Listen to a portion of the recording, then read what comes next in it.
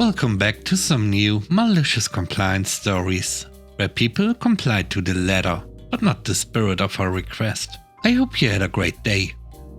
The first story is called Job Title. I started at this company about 2 years ago. I was just a lackey, pulling decent hours doing manual labor and helping keep the pace on our receiving end with the boys over there, and got quite close and friendly with that bunch of guys. We drove forklifts and lift heavy things into storage bins and crates. Pretty easy, but also tasking labor. About 3 months in, I'm dragged into a meeting with my boss, his boss and his boss. They asked if I'd like to learn more and get the opportunity to grow inside the company. I know that is corporate jargon for growth and more money, so obviously I said yes. Within the next 2 months I was trained on every lift and operable machine we use. Another month after that and I was asked to take a promotion to the next pay grade and given a massive raise on top of it. Another month passes and I'm finally taken from the department that I started with the company and moved to an easier but faster moving one. Again, I do my absolute best to be there. I put in a lot of hours to show my gratefulness for the opportunity. We get caught up and stay caught up while I'm at the helm of this department, and all of my bosses are grinning ear to ear looking at my work. I feel like I'm doing well, and they eventually, within weeks, asked me to take another promotion and pay grade bump for a different, more demanding title. Now we are at the job I currently hold. At first, getting a hang of the timing and pace was very difficult. I was behind constantly and never able to clear my work completely out. Eventually, a couple of months in, I find the rhythm and am able to clean all the work and help other departments after I finish. Everyone is happy for like 4 months and things are only getting easier and easier for me. Everyone that has come before me for this job has left or been let go. Nobody in my building, let alone my department, knows anything about my job. I have asked over and over to train someone, so when I take a vacation, they can help, but it all falls on deaf ears. My head boss left for another facility, and probably better pay. He was replaced by someone new to the industry, and completely unaware of the situation of things, and how much or little work is needed where and when. Last week, on Thursday, I had over 40 hours in, and was done with everything my department could do. The new boss says everyone is mandatory for the coming Friday. I'm a little sad that I can't hang out with my family or my girlfriend because of the 5 hours minimum we work that next day. I show up, knowing my duties are already completed. I start working on the receiving center immediately to help them get caught up more. About 2 hours in, I get called into the boss's office alone. He sits me down and tells me how much he loves my work and appreciates the time I spent to make sure we stay ahead. But now he starts in with, "I would like to see you in your own department on Fridays rather than with your friends at receiving." I try to tell him that I'm done with everything I can possibly do for the week and that I am just lending a helpful hand, but he is hearing none of it and immediately shuts me down. He tells me, "I don't want you doing work outside of your designated title. Your friends have their job and you have yours." Before leaving, I asked for that in writing or an email, knowing that leads and other employees were going to harp on me for sitting around all day and getting paid with my feet up. He obliged and I was sent back to my desk. Friday came around and I sat at my desk and texted my family and girlfriend the entire shift. Nothing to do but catch up with people. Little needs to be said, but they fell well behind at receiving. We went from waiting for the next semi to being behind and having 6 trucks waiting on us to find space. And now I refused to move my feet if I was done.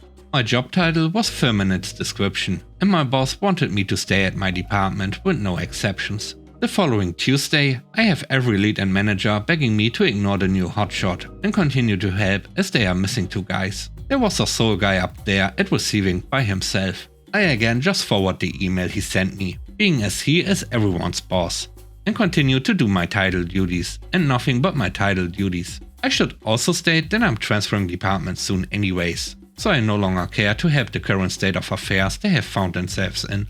Better boss, better time management and better overall situation. But I will for the next 2 weeks only do my job title, and that alone.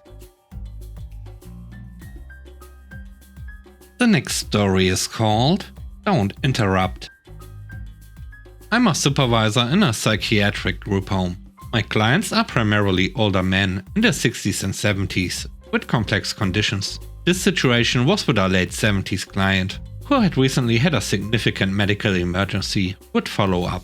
This client needs support from his medical team, because instead of answering questions, he talks about his psychosis or delusions. Super helpful for his psychiatric team, but not so much for his cardiologist. I was supporting him with a telephone consult with his new doctor, over speakerphone, and had already explained the release of information and consent. My client volunteered that I would answer most things, because he doesn't like radios and phones. Then he told the doctor about his delusions for almost 5 minutes before I could redirect him. Once we got back on topic, the doctor asked for a medical history. My client told the doctor I would answer, because he didn't know his history anymore. I started going through it with him, and the doctor interrupted and told me to be quiet. He didn't need my help, so I complied, with great malice, and I was completely quiet for the next 20 minutes. The doctor was practically begging me to intervene, while my client explained his medical history in his way. After the appointment, I received an email from the doctor, apologizing for his behavior, and asking me to send his medication administration records. And he asked if I could please briefly recap the history that he missed.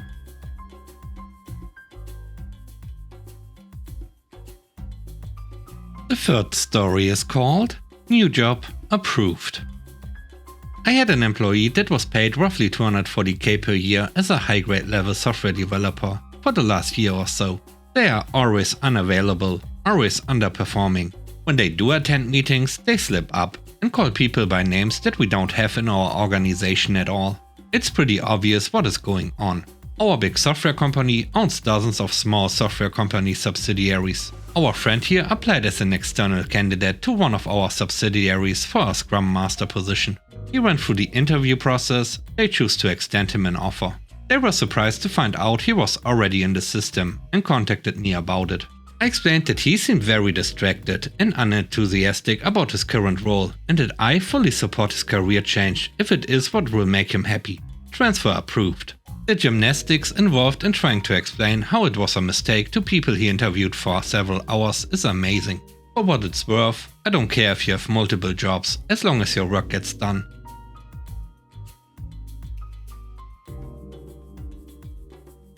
The next story is called Secret Santa. This happened about a decade ago. I used to work in a grocery warehouse, doing typical grocery warehouse stuff with other grocery warehouse people. Moving stock on pallets with forklifts, picking orders, tidying shelves, etc. Each year we would do a Secret Santa amongst the staff. For those that don't know, this is where each staff member draws a name out of a hat and spends a prefixed amount of money on a gift for that person. In the end, the gift giver can either reveal themselves or keep it a secret, usually up to them. One particular year we had a new starter, let's call him Brian. Brian was pretty polite, but also quite shy. He drew the name of Adam. Adam was a regular worker, quite loud, not bad at his job, but also prone to errors. His signature move was piercing pallets of soft drinks with his forklift tines and having to clean the mess. Brian decided to play it safe and get Adam a gift card for an electronics store. As everyone was opening their own gifts, Adam started complaining loudly at his gift card. He said to nobody in particular, "The point of this is to get a joke gift, so you can have a laugh." This wasn't mentioned by anybody at the start.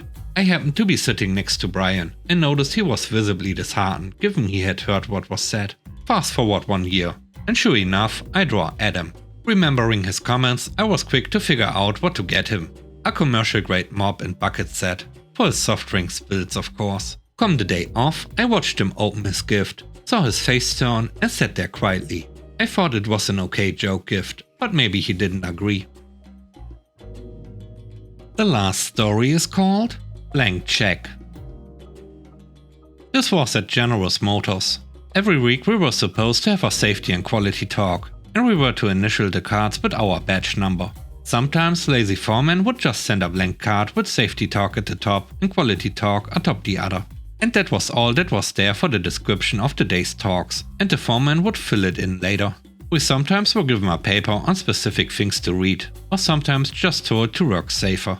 One time I got called into the office to be put on notice for some safety violation that I was never told of. I told the union rep as much, and the foreman pulled out the signed safety card with notes on the surprise subject I was being accused of. The foreman had filled it in for the subject he wanted that had nothing to do with what was ever said in any of my talks. Next week's safety and quality talk comes, and the foreman hands it to me to sign, and there are no notes on the subject at hand. It was just blank under the safety and quality words on each card. There had already been almost the whole department who had signed.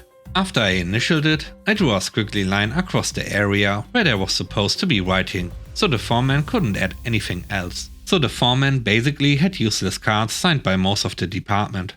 He had to go up to the office for 2 more cards, and this time actually write something on it. The foreman asked me why I did that, and I just looked him in the eye and said, "I don't sign blank checks."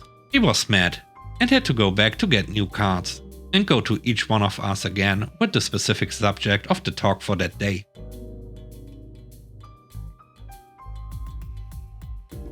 Thanks for watching the video. I hope you enjoyed it. If you did, please don't forget to leave a like, comment and subscribe. And if you have time, watch another one of my videos. And now, I hope you have a great day. See you soon. Bye bye.